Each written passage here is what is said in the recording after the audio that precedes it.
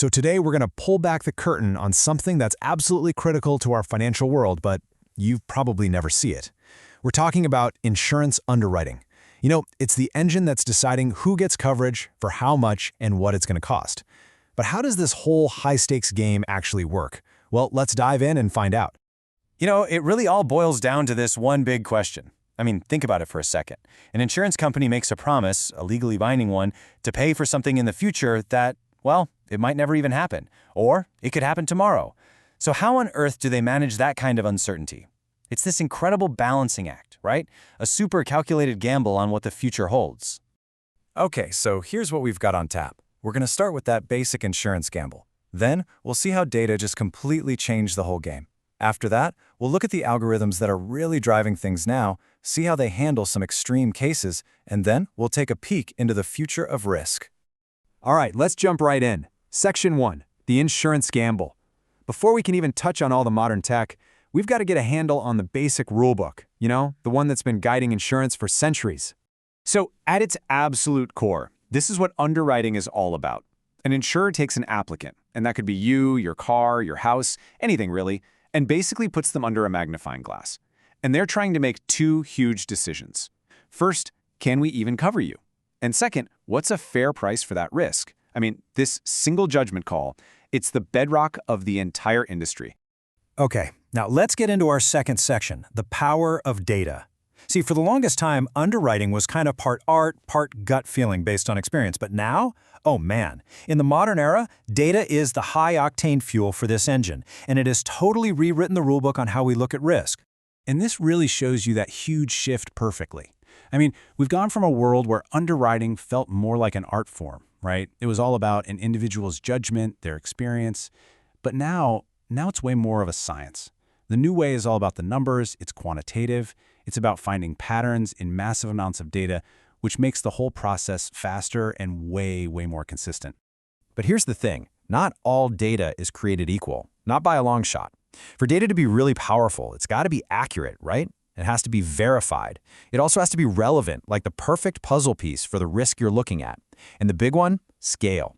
You need massive amounts of data, because that's what lets insurers spot these tiny patterns that were totally invisible to the human eye, you know? It lets them do analysis that was just impossible even a generation ago. Okay, so we've got the process, we've got the data. Now, in Section 3, we're heading into the modern engine room. We're talking algorithms at the wheel. This is where all that incredible data actually gets put to work. So today, the process looks a little something like this. First, data gets pulled in from all over the place. Then, an algorithm just crunches all those numbers. We're talking seconds to figure out the risk. For the really tricky cases, a human expert will often step in to review it. And then, boom, the policy gets a price. This whole automated system makes things unbelievably efficient. So what does all this tech actually mean for you? Well, here's the crucial part. This isn't just about making life easier for the insurance company. No way. It translates directly into a way better experience for you. You get faster answers when you apply for something, and you get a price that's actually tailored to your specific situation, not just some generic broad category they've lumped you into. All right, so that's the theory. That's how it's supposed to work. But how does it actually hold up when things get complicated? Well, in Section 4, we're going to find out. We are underwriting the extremes, and we're putting this whole system to the test. So let's take a really complex medical case, for example. In a situation like this, an underwriter can't just look at a single number and call it a day. Oh no. The algorithm and the human expert, working together, they have to weave together a huge range of factors. We're talking everything from pre-existing conditions and family medical history to your lifestyle choices and even what you do for a living. It's all about building a complete 360-degree picture of the risk. It's a super personal, really detailed kind of analysis. Okay, now let's flip to the other extreme. We're talking pure, massive scale. I mean, underwriting a car, that's one thing. But what about a $50 million policy? Just think about that number. This could be life insurance for a key CEO that a company can't live without, or coverage for a brand new skyscraper. The potential loss for the insurance company is just staggering. So you can bet every single data point is looked at with incredible care. The stakes, they literally could not be higher. And that really brings us to this fundamental tension at the heart of it all. See, insurance companies exist to give people coverage. That's their whole product. But at the same time, they have to stay in business so they can actually pay out those claims down the road. It's a constant balancing act. And this quote just nails it. It's like they're walking this financial tightrope every single day, especially when you're talking about these huge, complex policies.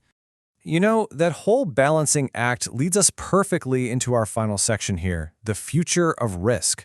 Because let's be real, the nature of risk itself and the tools we use to try and measure it, they aren't standing still, not at all. They're in a state of constant, and I mean constant, evolution. This timeline just lays it all out so clearly, doesn't it? We've come on this incredible journey from the old days of manual, gut instinct underwriting all the way to the data-driven algorithms we rely on today.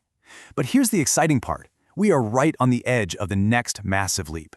The future is all about being enhanced by AI and machine learning. We're talking about creating systems that can learn on their own, adapt in real time, and predict risk with an accuracy that would have seemed like science fiction just a few years ago. And all of this leaves us with one final, and I think really important question to chew on. As these AI systems get scary good at predicting risk, I mean exponentially better, what's left for human judgment? What's the role for the human expert going to be? Are they there just to handle the weird exceptions, to wrestle with the ethical questions? Or is it something else we can't even imagine yet? The only thing we know for sure is that our relationship with risk is changing, and it's changing forever.